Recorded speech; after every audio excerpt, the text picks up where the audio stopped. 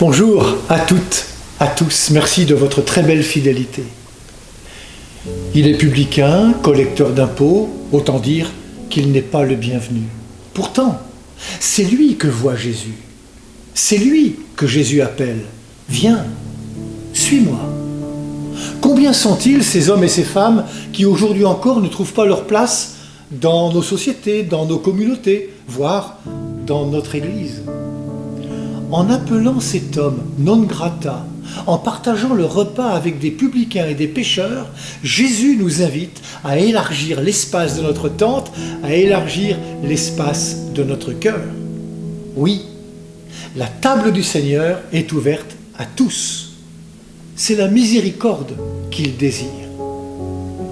Avec Jésus, nous apprenons le sacrement du frère, le sacrement de la sœur en humanité. Vous savez, ce sacrement méconnu qui pourtant est très présent chez les pères de l'Église comme Tertullien ou Augustin. Ce sacrement qui nous tourne vers nos frères et sœurs, tous filles et fils du même Père. Ce Père qui ne fait pas de différence entre les personnes. Comme le vit Jésus dont nous nous réclamons disciples, l'amour de Dieu est inséparable de l'amour du prochain et notamment des plus fragiles et des plus pauvres. N'oublions jamais que devant l'amour de Dieu manifesté par Jésus-Christ, nous sommes tous pauvres. Nous sommes tous des mendiants de cet amour. En appelant Matthieu, en mangeant à la table des pauvres, Jésus s'approche en offrant la miséricorde.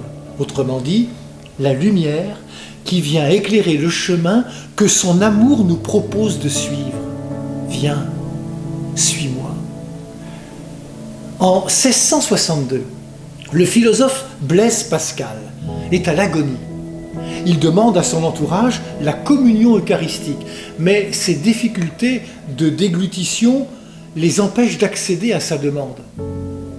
Il répond alors « Faites entrer dans ma chambre un pauvre de la rue. Ainsi, puisque je ne peux pas communier avec la tête, je pourrai communier avec un membre de son corps. » En acceptant l'invitation à la table du Seigneur, je peux recevoir de lui l'humanité, la foi, la force, la grâce pour être son disciple.